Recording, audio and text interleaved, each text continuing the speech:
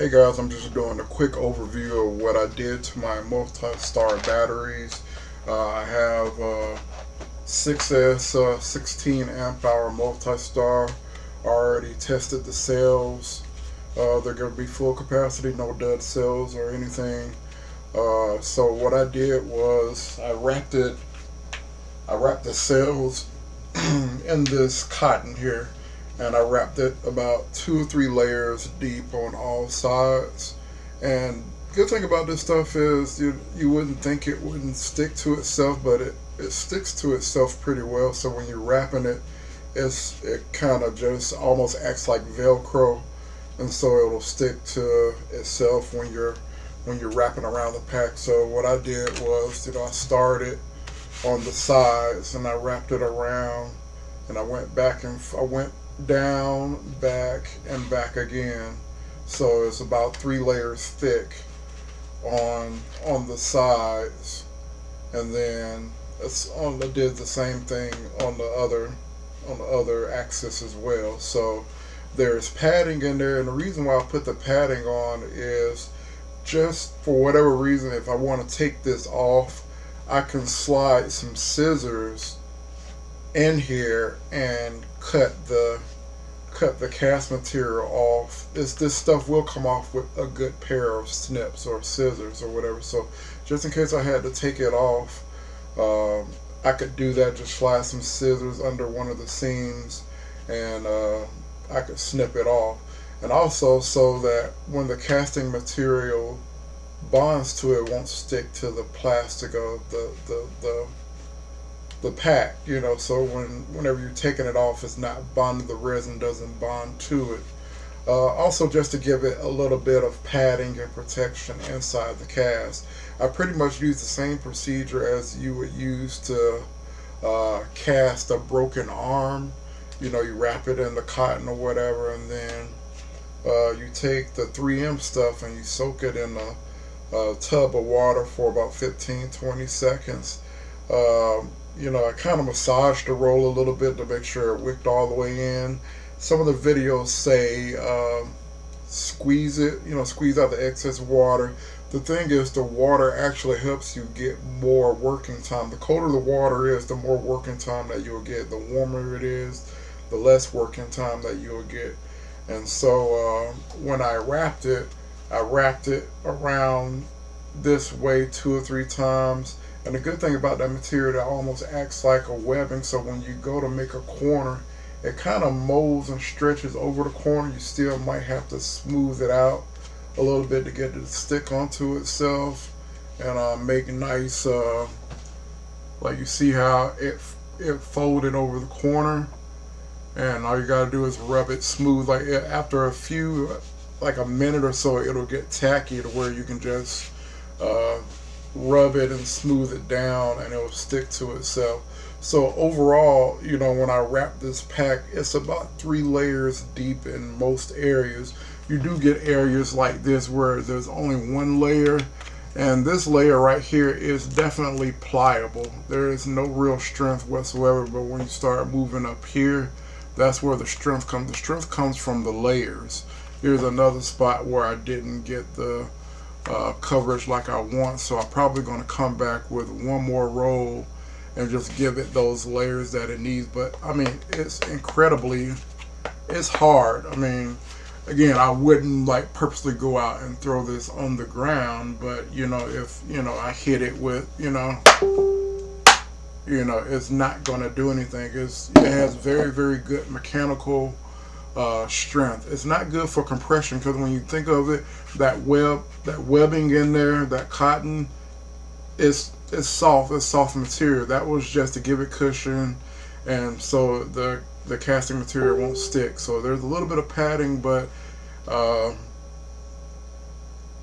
it's not squeezy. You would think you'll be able to squeeze it or whatever, because there's a good substantial amount of cotton in there. I would say there's probably at least maybe a good a little over 1/8 of an inch, but not quite 1/4 of an inch. So this does add some thickness, and your pack will look kind of fat, or whatever. But this is this is hard stuff. This is just like you getting an arm cast.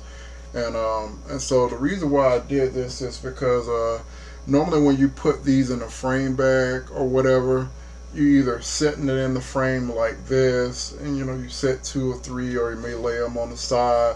And so, like, let's say if you had another pack, let me grab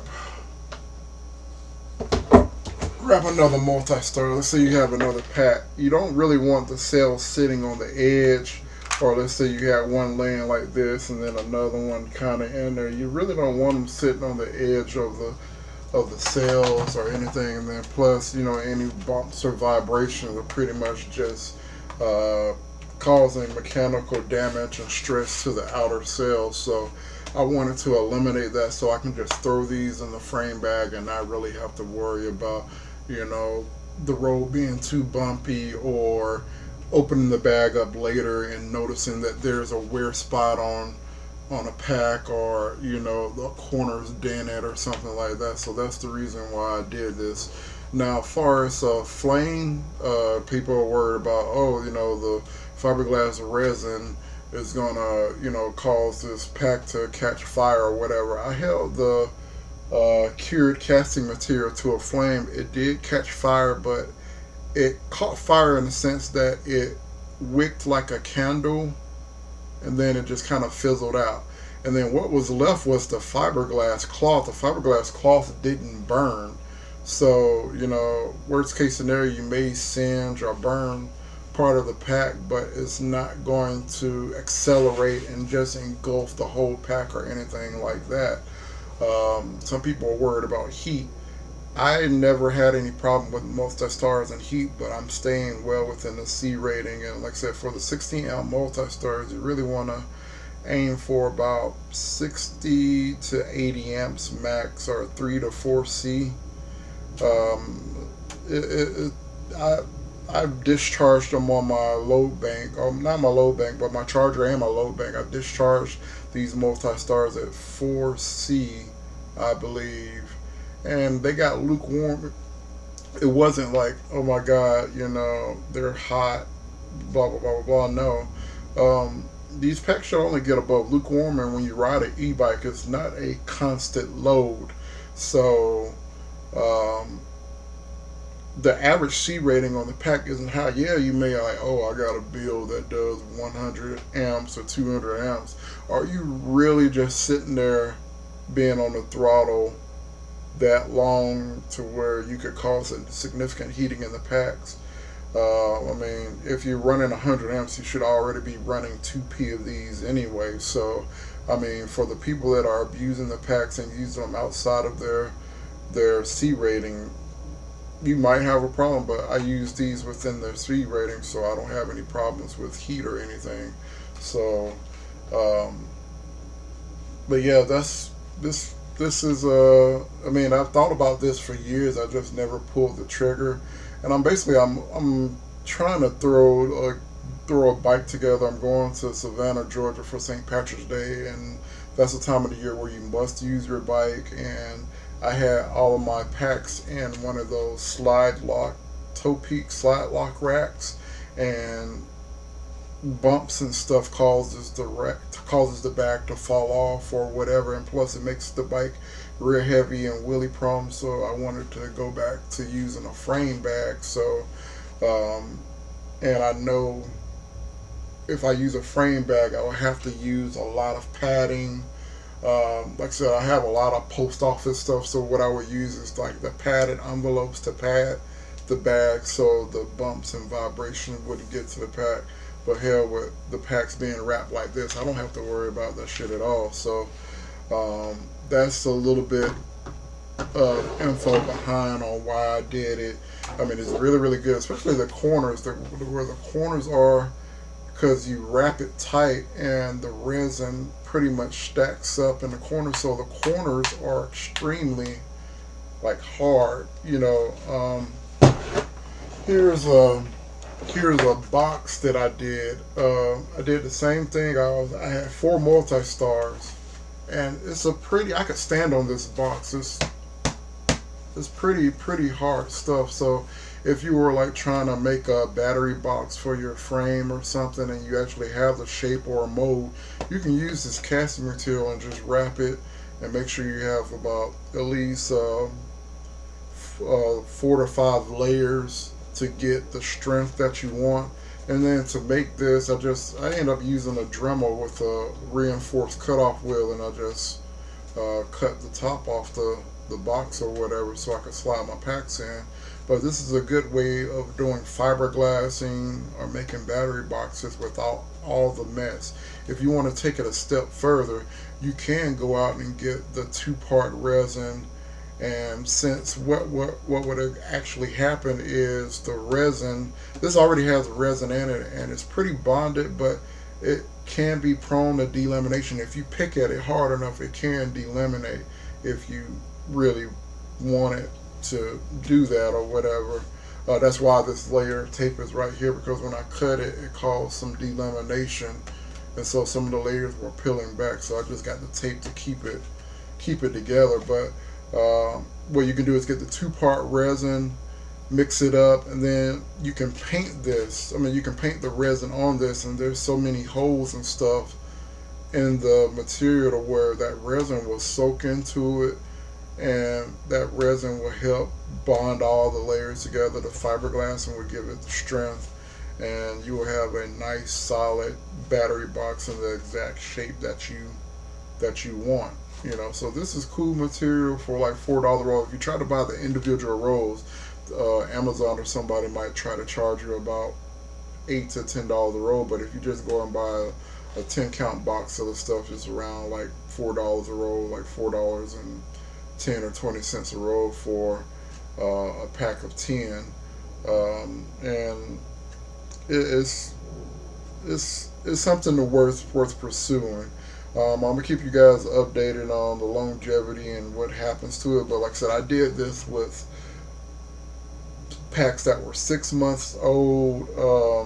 They had some dings and dents, but they gave capacity. They were giving me about 16.6, 16.8 on a full discharge.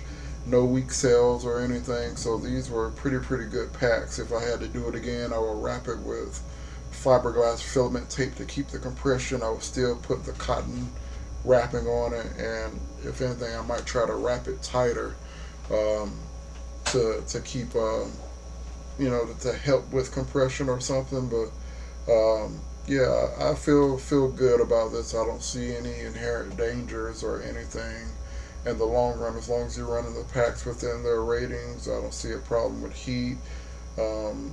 They're probably drop resistant, but not drop proof. And if I were to make the drop proof claim, again, like I say, all the areas that you see that are white, that are single layer, those are your weak areas. So again, this one roll is one pack. But I'm probably going to follow this up, especially the thin areas to where you can see the white of the webbing material under it. Go over it one more layer, and then I could probably say it's probably drop resistance. If you dropped it, it probably would do nothing. But the pack weighs about 3 or 4 pounds. So dropping a 3 or 4 pound weight, I've already dropped one multi-star and damaged one cell, but this would have saved that pack. And like I said, it's very hard. I feel, at least in the thicker areas, I could probably nail a nail or something with it. So if you can definitely if you can deal with a few extra millimeters of material on the width, because some of these packs are really tight in frame. So this probably wouldn't be a good idea if you're trying to put this in like a Raptor frame or something like that, where every millimeter counts. But if you're using one of those soft bags or anything like that, and you're worried about the packs bumping and moving around and all of that, this is definitely a way to go. For like $4 extra, it would give you a pretty decent, moderate level of protection. Again, I'm gonna go with two rolls per pack, and again, for like $10 extra for that hard case protection, I think is a really good investment. And like I said, worst case scenario, if you had to get in there for whatever reason, I believe when it comes to repairing lipo, if you have to go in there and repair lipo, then just go ahead and get a new cell. But you can still cut the pack out after you're done. You don't need a special saw or anything. Like I said, I got some really really good scissors, and like I said, that padding material gives me enough clearance to where I can slide the blade of a scissor up in there and then cut the material away. So yeah, I'll definitely probably do 2 layers, and I think you'll probably get extremely good life because most of the time the damage that comes from these packs is mechanical damage. Like I said, I opened a thread up a few days ago. Like cell, it's either cell 1 or cell 6, or basically the outer cells of the pack are the ones that tend to go weak, and that's because when you're laying it or whatever, it's getting the most damage, it's getting the most dings and stuff or whatever. So I mean, I believe if you have like good mechanical protection from the start, it'll probably save you from a lot of that headache down the road. So this video is long enough. I hope that explains a lot of things. I hope you got to see, up close. Oh shit, up close. So I'm gonna just hold it up to the camera so you can get a better view. Again, anything that's single layer, that's really really soft, but everything else is hard. The edges are hard. It folds around corners pretty good. Um, Sometimes whenever you come to the corner, you may have to make a slit here, or whatever, and then fold it over. And when you fold it over, you'll just kind of set it down on its end until the resin cures, and it'll hold that shape. Any area that's single wrapped is still pliable, so I'm gonna go back with one more roll and reinforce those layers, especially the edges, like especially if it's resting on this edge or whatever. I would definitely come back and reinforce, because if I wrap it right, these corners, like the corners, that's like no give whatsoever. So the corners, if I come back with that second layer and wrap it appropriately, this would be like solid as solid as hell. It would be like a true brick. Like you could throw this and it will probably survive. But anyways, thanks for watching. I'm signing out.